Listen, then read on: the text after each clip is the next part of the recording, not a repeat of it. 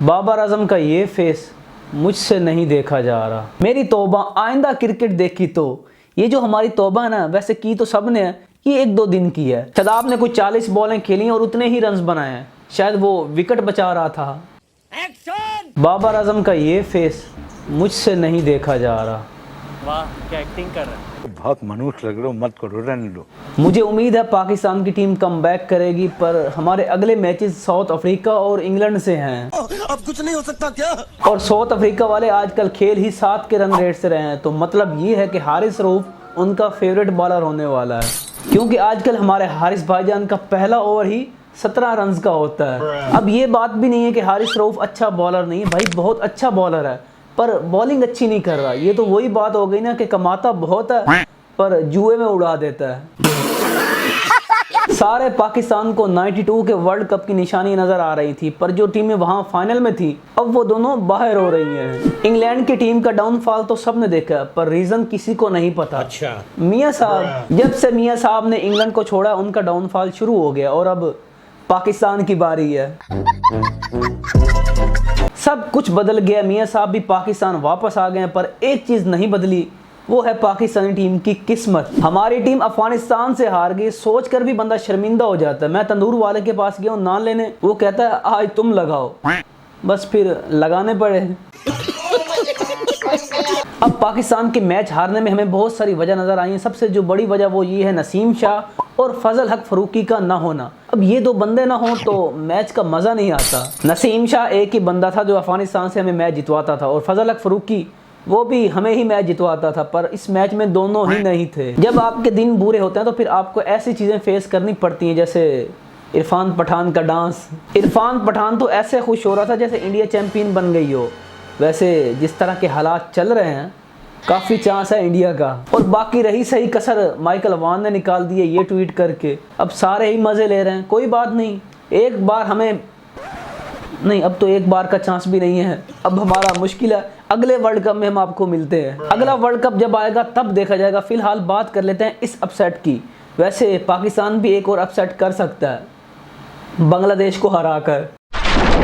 ये जो अफगानिस्तान ने किया इसको अपसेट आप नहीं कह सकते, क्योंकि जिस तरह की उन्होंने क्रिकेट खेली है वो डिजर्व करते थे ये मैच जीतना। पाकिस्तान ने टॉस जीतकर बैटिंग का फैसला किया, तो हमारी जो सोच थी वो ये थी कि अफगानिस्तान की टीम है 260-70 बना लेंगे, कोई आएगा मैच जितवा देगा, जिस तरह पहले होता आ रहा है। कभी वहाब रियाज और इमाद आ रहे हैं, कभी नसीम शाह आ रहा है, ये हमारी सोच थी। पर ये जो हमारी सोच थी वो सिर्फ सोच ही रह गई। अफगानिस्तान ने जो क्रिकेट खेली है, अफगानिस्तान की टीम नहीं बल्कि ऑस्ट्रेलिया या इंग्लैंड के हालात खराब चल रहे हैं, कोई बड़ी टीम लग रही थी। पहला अफगानिस्तान ने जो फैसला किया बॉलिंग में चेंज लाना, उन्होंने 4 स्पिनर्स खिलाए थे। ये वो फैसला जो सिर्फ बड़े दिल वाले ही कर सकते हैं, हमारे कप्तानों की बस की बात नहीं। अफगानिस्तान वालों को पता है कि पाकिस्तान वाले स्पिनर्स पे फंसते हैं, मारते भी हैं लेकिन आउट भी होते हैं, तो इसीलिए उन्होंने 4 स्पिनर्स खिलाए। और हमें पता है हमारे स्पिनर्स इस वक्त फॉर्म में नहीं है, फिर भी हमने उनको खिलाया। अब खिलाना ही पड़ा, क्योंकि और तो हमारे पास कोई ऑप्शन ही नहीं है। एक अबरार बैठा है, वो तब खेलेगा जब कोई यहाँ से इंजर्ड होगा। अब ना ये इंजर्ड होंगे ना कोई दूसरा आएगा। हमारे दोनों ओपनर्स की बात करें तो वो रन्स कर रहे हैं, पर उनके रन्स करने से कोई ज्यादा फायदा नहीं हो रहा। पावर प्ले का क्या मतलब होता है, क्या करना होता है, ये हमारे बैट्समैनों को पता नहीं है। हमारे ओपनर्स ने साल के बाद कोई छक्का लगाया, वो भी अब्दुल्ला शफीक ने आकर।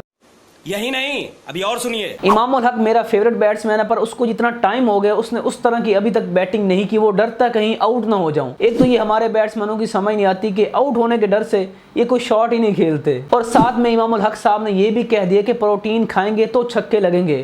कौन है ये लोग? भाई रोहित शर्मा को देखो, दाल चावल खाकर वो छक्के लगा रहा है। ठीक है इमाम उल हक की बात मान लेते हैं, पर जो इफ्ती मानिए छक्के मारा है वो घर से सला जीत लेकर आया है।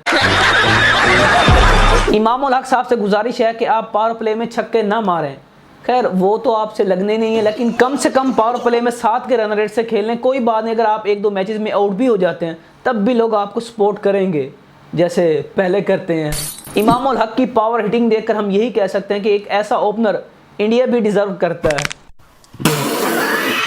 ओपनर्स के बाद बात करते हैं बाबर आजम की। इस मैच में अच्छी इनिंग खेली, लेकिन इनिंग मुझे लगता है, लोगों को नहीं लगता, मुझे लगता है कि ये इनिंग थोड़ी सी स्लो थी, क्योंकि जिस तरह का बाबर आजम बैट्समैन है उस हिसाब से अगर देखा जाए तो 10-15 रन कम थे। और बाबर जिस तरह आउट हुआ है वो भी अनलकी ही कहा जा सकता है। रिजवान भी इस मैच में जल्दी आउट हो गया और आपको मुबारक हो, एक और हारिस सोहेल मिल गया।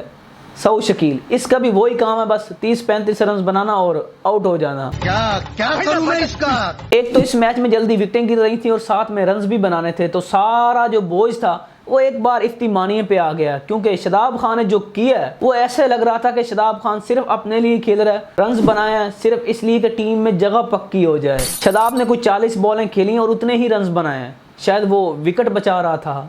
तो कौन सा तीर मारा? पर जैसा कि हमें पता है कि हर बार सामने कौन होता है, इफ्ती मानिया। हमेशा की तरह इफ्ती मानी ने इस बार भी हमारी थोड़ी सी इज्जत बचा ली है, थोड़ी सी बची है क्योंकि बहुत ज़्यादा इस मैच में हमारी इज्जत लूटी है। इफ्ती मानी ने एक बार फिर इनिंग खेलकर साबित कर दिया कि भरोसा रखो, पुराने खिलाड़ी हैं। अगर 20-25 रन भी और होते तो मुझे नहीं लगता कि अफगानिस्तान ये मैच जीत सकता। 300 प्लस चेज करने का जो प्रेशर होता है वो बड़ी बड़ी टीमें हैंडल नहीं कर सकती, ये तो फिर भी अपने भाई थे।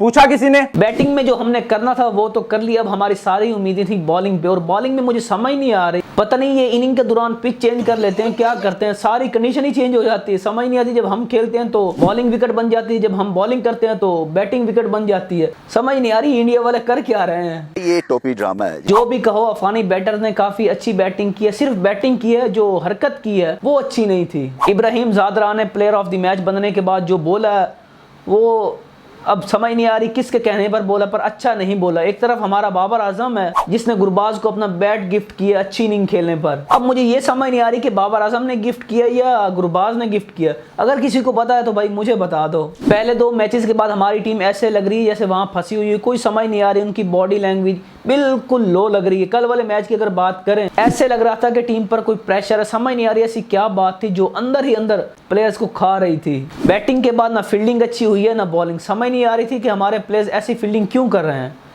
कुछ तो गड़बड़ है।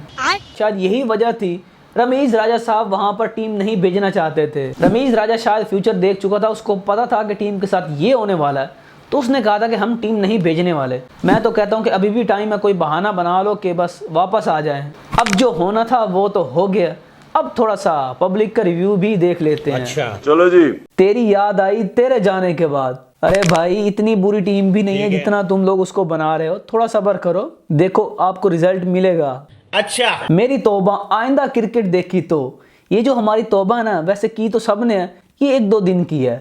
सब ने अगला मैच देखना है और बड़े जोश के साथ देखना है। अब क्या कर सकते हैं, पाकिस्तान में कुछ ज़्यादा इंटरटेनमेंट की चीज़ें हैं नहीं, एक क्रिकेट है और दूसरी मियाँ साहब। Me watching Pakistani players in ads, दिल तो बहुत ख़राब होता पर क्या करें, मोहब्बत करते हैं। हारिस रऊफ साहब को कुट पड़ रही होती और ऐड आता है कि ये तो हारिस रऊफ से भी ज़्यादा तेज़ है। जब बाबर आजम आउट होता तो अक्सर ये ऐड आता है कि पावर हो तो बाबर जैसी। अब क्या कर सकते हैं, बर्दाश्त करते हैं। वर्ल्ड कप में मज़ा नहीं रहा, PSL करवाओ फिर बताते हैं। भाई बात तो सही है, PSL हारो या जीतो सारे अपने ही होते हैं। The number 18 nightmare for Pakistan on October 23rd। मत याद दिलाओ भाई, पहले बहुत गम है, अब कोहली की वो इनिंग याद आ जाएगी।